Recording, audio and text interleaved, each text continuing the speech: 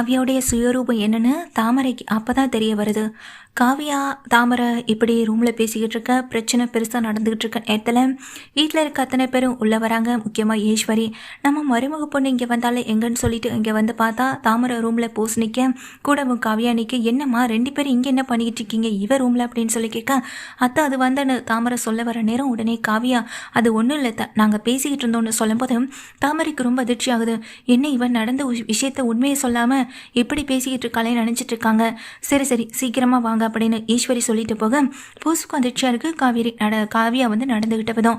காவியா உடனே தாமரையை பார்த்து, நீங்கள் பெரிய நல்ல விஷயம் பண்ணியிருக்கீங்க. ஒன்று என்ன தெரியுமா, ஒன்று போஸ் எப்படிப்பட்டவன்னு நிரூபிச்சது, இன்னொன்று யாருக்கும் தெரியாமல் எனக்கு மட்டும் தெரிகிற மாதிரி நீங்கள் பண்ணது. இது நமக்குள்ளே இருக்கட்டும், ஏன்னா இது வெளியே தெரிஞ்சால் ரொம்ப பெரிய அசிங்கமாயிடும் சொல்லிட்டு போஸை பிடிச்சு கூட்டிகிட்டு வெளியே போகிறாங்க. வெளியே போனதுக்கு பிறகு போஸுக்கிட்ட வந்துட்டு ரொம்ப கடுமையாக நடந்துக்கிற மாதிரி நடிக்கவும் செய்கிறாங்க.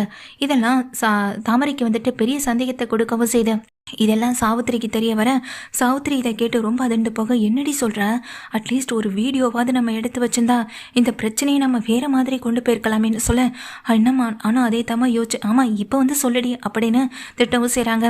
இப்போ என்னம்மா பண்ணுறதுன்னு சொல்லிட்டு தம்மாவை பார்த்து கேட்குறாங்க. வேறு என்ன பண்ண முடியும், இப்போதைக்கு பண்ணுறதுக்கு எதுவுமே இல்லை அப்படின்னு சொல்கிறாங்க.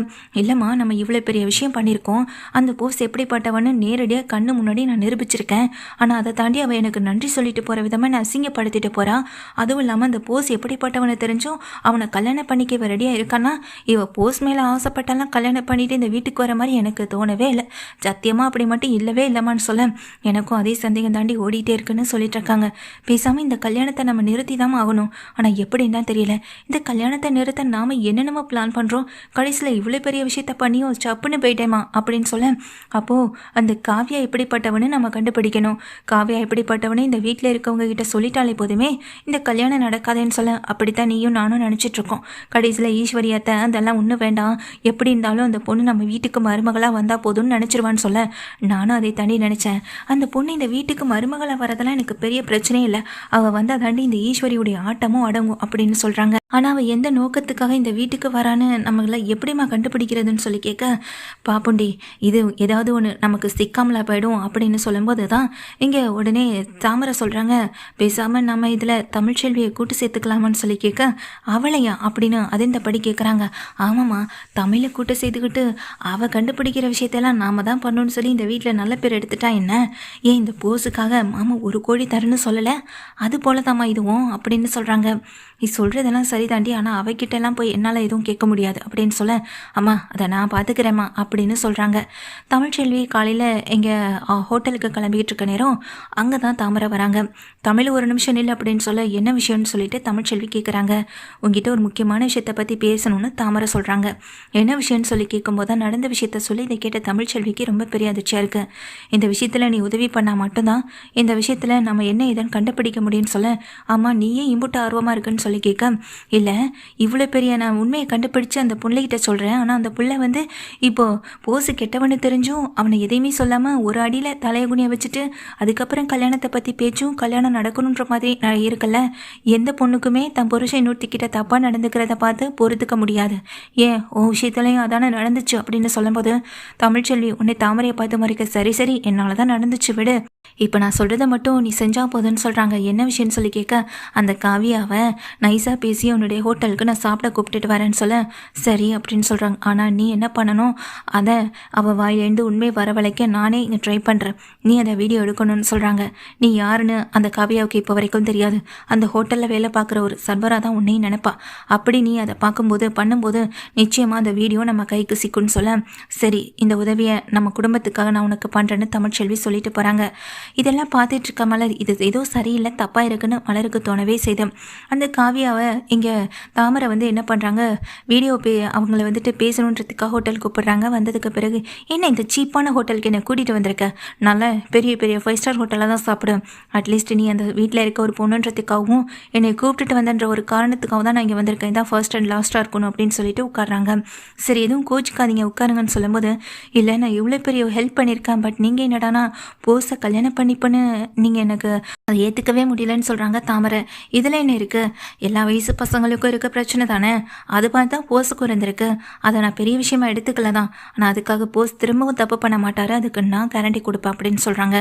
ஆனால் அதுக்காக நீங்கள் இந்த விஷயத்தை வச்சு போஸை பயமுறுத்துறதோ இல்லை வீட்டில் சொல்லிடுவேன்னு சொல்லி மிரட்டுறதோ இனி அதுவெல்லாம் வேண்டாம் அப்படின்னு சொல்ல, சாச்சா அதெல்லாம் நான் பண்ண மாட்டேன், பட் எனக்கு உங்கள் மேலே தான் சின்ன சந்தேகம் இருக்குன்னு சொல்கிறாங்க.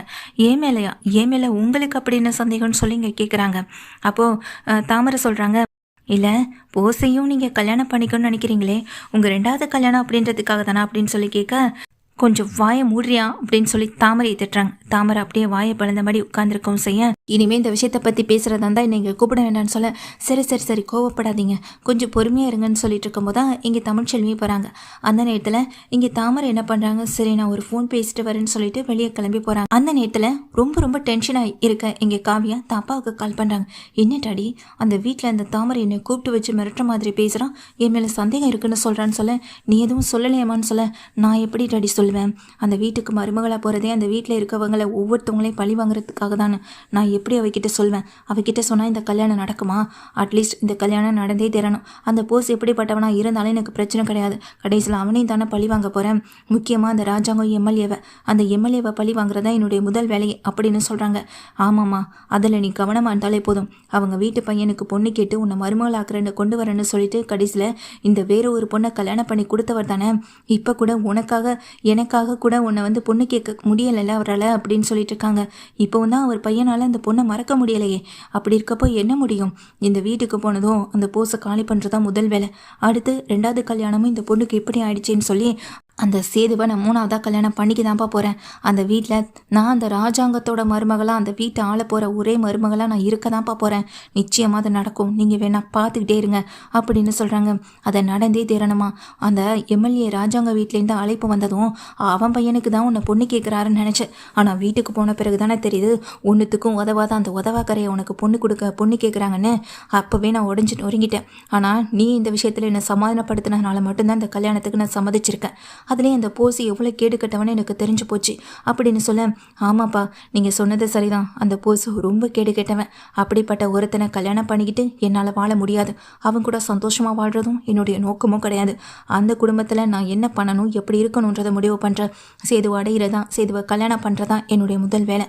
ஆரம்பமாக புதுப்பா அந்த வீட்டுக்கு போனதுக்கு பிறகு என்னுடைய ஆட்டம்னு சொல்கிறாங்க. சரிப்பா நான் இப்போ ஃபோனை வைக்கிறேன், அந்த தாமரை வரேன் அப்படின்னு சொல்லிட்டு ஃபோனை கட் பண்ணேன். அது வரைக்கும் டேபிளை க்ளீன் பண்ணுற மாதிரி அந்த ஃபோனை வச்சுட்டு போனேன். இங்கே தமிழ்ச்செல்வி ஃபோனை அதுக்கு பிறகுதான் வந்து எடுக்கவும் செய்கிறாங்க.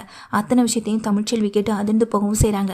அந்த நேரத்தில் வர தாமரையும் இந்த விஷயத்த வந்துட்டு சரி அப்போ நம்ம கிளம்பலாமான்னு சொல்லிட்டு அங்கேருந்து தாமரையும் அந்த காவியாவும் அந்த ஹோட்டலை விட்டு கிளம்பி வெளியே போக, அந்த நேரத்தில் தமிழ்ச்செல்வி இந்த வீடியோவை பார்த்து அதிர்ந்து போகிறது மட்டும் இல்லை, அந்த வீடியோவை உடனேயே இங்கே தன்னுடைய ஹஸ்பண்டான சேதுவுக்கு அனுப்பவும் செஞ்சிடறாங்க. சேது இதை பார்த்ததும் இன்னும் பெரிய அதிர்ச்சி ஆகிறது மட்டும் இல்லாமல் தாமரை அங்கே வந்து, என்ன நான் சொன்ன மாதிரி வீடியோ எடுத்துட்டியான்னு சொல்ல, எடுத்தது மட்டும் இல்லை அதை நான் புருஷனுக்கு அனுப்பவும் செஞ்சுட்டேன்னு சொல்ல, ஏய் என்ன நீ அவசரப்பட்டு நீ மாமாவுக்கு அனுப்பிட்டேன், இந்த விஷயத்த நான் தானே வீட்டில் சொல்லணும்னு சொன்னேன் அப்படின்னு சொல்ல, அதை விட இதில் சம்மந்தப்பட்டது என் புருஷனும் என் மாமனாரும்.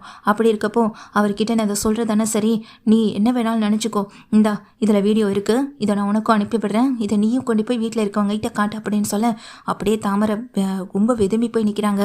இந்த விஷயம் தான் மூலமாக வீட்டுக்கு தெரிஞ்சு பணத்தை அது மூலமாக வாங்கலாம்னு நினச்சாங்க. ஆனால் கடைசியில் தமிழ்ச்செல்வி அந்த வீடியோவை எடுத்து சேதுவுக்கு அனுப்பிவிடவும் செய்கிறாங்க. இந்த கல்யாணத்தை முதல்ல நிறுத்தணும் அப்படின்றதுக்காக. இப்போ இந்த காவியா போஸ் எப்படிப்பட்டவன் நிரூபித்து கல்யாணத்தை நிறுத்தணும்னு நினச்ச தாமரைக்கு கடைசியில் காவியா எப்படிப்பட்டவன்னு தெரிஞ்சுக்கிட்டு இந்த கல்யாணத்தை நிறுத்துறதுக்கு முடிவு பண்ணிட்டாங்க எங்கள் தமிழ்ச்செல்வியும். அதில் தான் எங்கள் சேதுவும் குறியாக இருக்காங்க. கடைசியில் இந்த காவியாவும் அவங்க அப்பாவும் போட்ட திட்டம் எல்லாமே பழிக்காமலே போயிடுச்சு.